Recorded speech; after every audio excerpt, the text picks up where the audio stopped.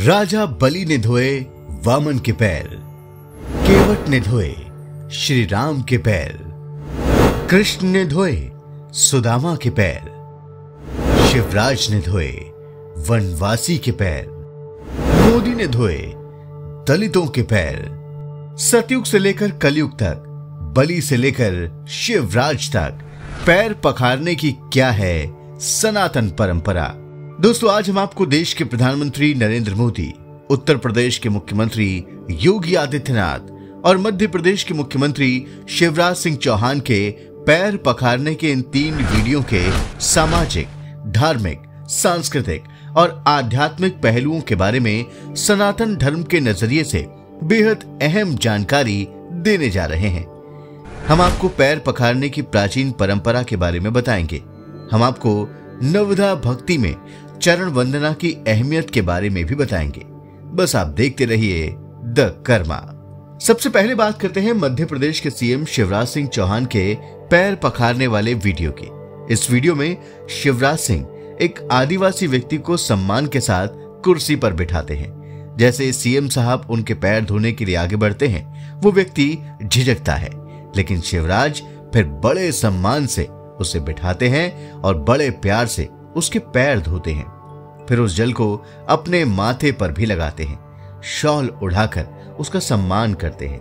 यह आदिवासी व्यक्ति वही है जिसके ऊपर बीजेपी से ताल्लुक रखने वाले प्रवेश शुक्ला नाम के एक शख्स ने पेशाब किया था, जिसका वीडियो वायरल होने के बाद मध्य प्रदेश ही नहीं पूरे देश की सियासत में भूचाल आ गया।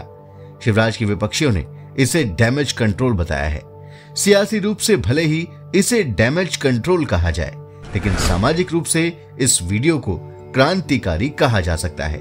ये वीडियो जातिवाद के जहर से भरे भारतीय समाज में एक बड़े बदलाव को दिखा रहा है। ये वीडियो दिखा रहा है कि अब अगर जातिगत भेदभाव होगा तो उसकी भरपूर भरपाई होगी। शिवराज सरकार ने ऊंची जाति के पेशाब करने वाले उस शख्स को एनएसए लगाकर जेल में बंद कर दिया है। उसके घर को बुलडोजर से गिरवा दिया और फिर खुद उस पीड़ित के पैर धोकर जता दिया कि अब बदलाव होगा और हर कीमत पर होगा। अब वो समय नहीं है जब इस तरह की बातों को समाज टाल देता था। अब बात करते हैं प्रधानमंत्री नरेंद्र मोदी के पैर पखारने वाले वीडियो की। ये वीडियो 2019 में प्रयागराज कुंभ के दौरान का है। मोदी ने गंगा, यमुना और सरस्वती के संगम पर डुबकी लगाने के बाद एक और पवित्र कर्म किया। उन्होंने संगम के तट पर 5 सफाई कर्मियों के पैर परात में रखकर धोए।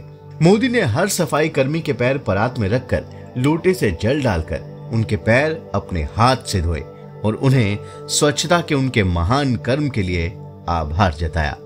मोदी ने सभी के शरीर पर अंग वस्त्रम डालकर उनका सम्मान भी किया। इन 5 सफाई कर्मियों में कुछ दलित भी थे और कुछ महिलाएं भी थी। इस पूरी सनातन प्रक्रिया में एक प्रधानमंत्री और सफाई कर्मी का भेद पूरी तरह खत्म हो गया। न जाति का भेद रहा, न वर्ग का भेद रहा। दोनों तरफ एक दूसरे के लिए आभार था। दिल में यह भावना थी कि यह भारत की सनातन संस्कृति ही है, जहां एक चाय वाला प्रधानमंत्री बन सकता है और प्रधानमंत्री बनने के बाद वो सफाई वाले के पैर धो सकता है। अब हम आपको योगी आदित्यनाथ के पैर पखारने वाले वीडियो के बारे में बताते हैं। ये वीडियो नवरात्रि के समय कन्या पूजन का है। योगी आदित्यनाथ बड़ी श्रद्धा से नन्ही कन्याओं के पैर पखार रहे हैं, उनकी पूजा कर रहे हैं, फिर उन्हें अपने हाथों से भोजन परोस रहे हैं। हर नवरात्रि के समय गोरखपुर के गोरक्षपीठ में योगी आदित्यनाथ कन्या पूजन करते हैं। कन्या पूजन के लिए जो भी कन्या वहां आती हैं, वो सभी जाति और वर्गों से होती हैं। योगी आदित्यनाथ जिस नाथ परंपरा से आते हैं, उसमें जाति और वर्ग का भेद नहीं होता। कन्या पूजन के दौरान भी ये खासियत नजर आती है। योगी आदित्यनाथ नवरात्रि के दौरान कन्या पूजन का धार्मिक अनुष्ठान करते हैं, लेकिन उनके इस धार्मिक कर्म में अहम सामाजिक और आध्यात्मिक संदेश भी छुपे हैं। दोस्तों, आपको पैर पखारने की प्राचीन परंपरा और नवदा भक्ति के बारे में बताते हैं। सनातन संस्कृति में पैर पखारने की परंपरा अत्यंत प्राचीन है। रामायण काल में परमात्मा के अवतार प्रभु श्री राम के पैर पखारकर केवट ने खुद को और अपने पूर्वजों को परम गति दिला दी थी। महाभारत काल में राजा युधिष्ठिर ने भगवान कृष्ण के पैर पखारे थे। तो ये तो हुई भगवान के पैर पखारने की मिसाल। भगवान ने भी खुद दीनों के पांव पखारे थे। द्वारका के राजा भगवान कृष्ण ने अत्यंत दीन और गरीब सुदामा के पैर पखारे थे।